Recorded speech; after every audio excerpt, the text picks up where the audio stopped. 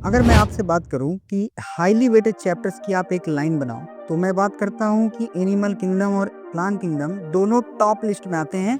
अगर class 11th की मैं बात करूं तो वहां भी ये हाईली वेटेड चैप्टर कंसीडर होते हैं। और साथ ही साथ अगर मैं आपके नीट एग्जाम की बात करूं तो वहां भी ये बहुत अच्छे खासे नाम मार्क्स आपको दिला देते हैं। तो आज हम देखने वाले हैं डे 29, जो हमारा परफेक्ट टॉपिक होगा आज का, यानी कि एनिमल किंगडम, जो कि एनसीईआरटी इंक्लूडेड होगा फॉर क्लास 11 से ऑनवर्ड्स। ठीक है, तो स्टार्ट करते हैं इसका एक डिसेंट इंट्रोडक्शन के साथ। यहाँ पे सीधा बोलता है कि एनिमल किंगडम जो है उसमें आते हैं multi cellular eukaryotic heterotrophic organisms. ठीक है, यहाँ पे सेल वॉल का ना होना कैरेक्टरिस्टिक फीचर है। जैसा कि हम सभी को पता है ये एनिमल सेल है, तो यहाँ पे सेल वॉल तो जाहिर सी बात है नहीं होगी।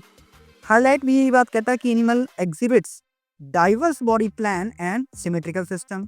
ठीक है, अब हम जानने वाले हैं कि किस किस बेसिस पे हम एनिमल को कौन कौन से कंडीशन क्राइटेरिया में प्लेस करते हैं।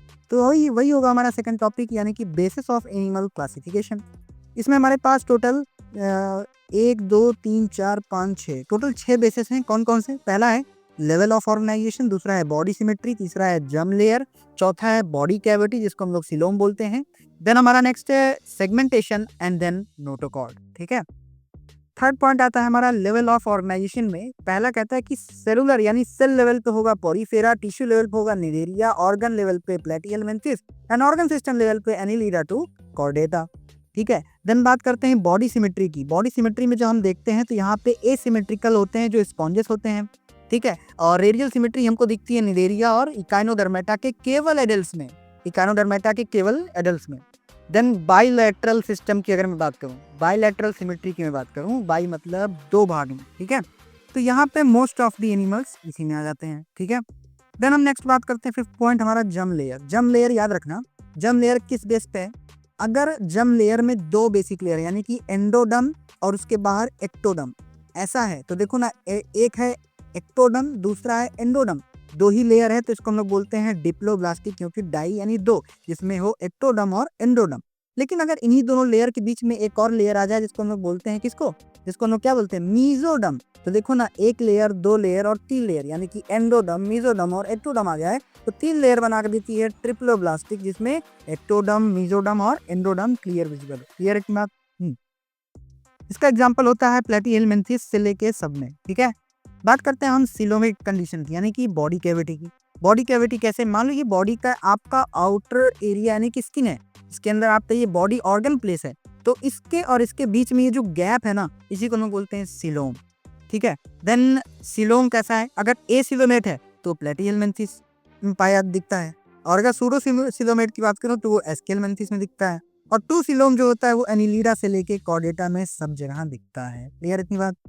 देन सेवंथ है हमारा सेगमेंटेशन, जिसको हम लोग बोलते हैं मेटामेरिज्म भी। क्लियर इतनी बात। ये होता है एनिलिडा में पाया जाता है, और ये बॉडी का वो कट्स यानी कि डिवाइड यानी कि सेगमेंट्स, जैसा कि हम किस में देखते हैं, हम अर्थवॉर्म में देखते हैं। ठीक है, नोटोकॉर्ड की बात करूं तो ये प्रेजेंट होगा तो कहलाएगा कॉर्डेटा, और अगर नोटोकॉर्ड एब्सेंट होगा तो कहलाएगा नॉन कॉर्डेट। तो आइए देखते हैं हम नॉन कॉर्डेट्स के बारे में। अब हम बात करेंगे अगर नॉन कॉर्डेट्स के, तो कौन कौन से हैं वो सारी बातें देखेंगे।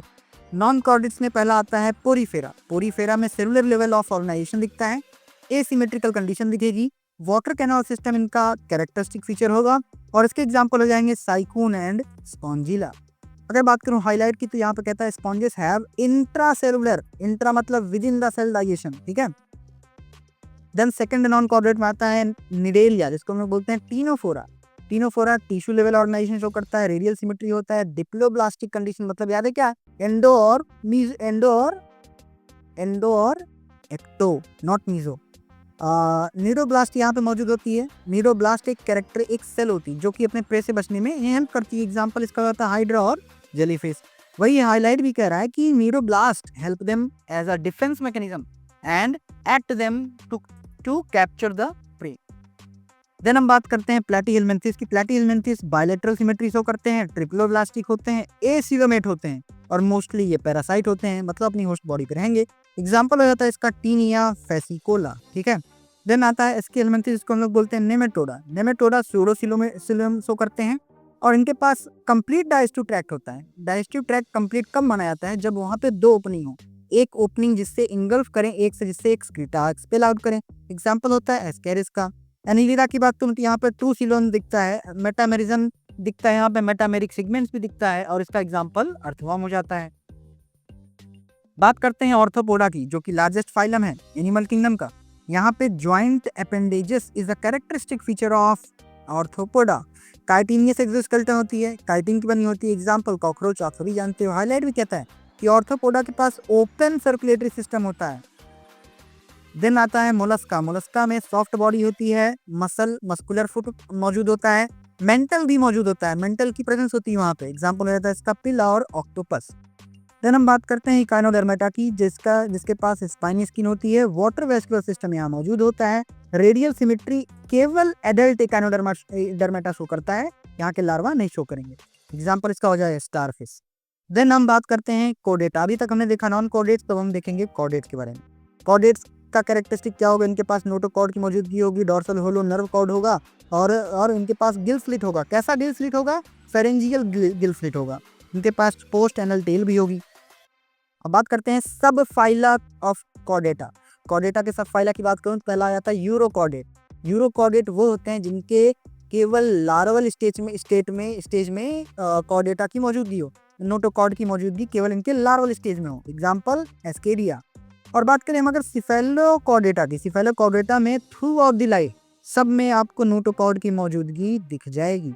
सही है। एग्जाम्पल इसका हो जाता है एम्फिक्सियस। ठीक है। देन बात हम करते हैं वर्टिब्रेटा की। वर्टिब्रेटा मतलब जिनके पास वर्टिब्रल कॉलम की मौजूदगी हो, जैसे कि हम लोग। ठीक है।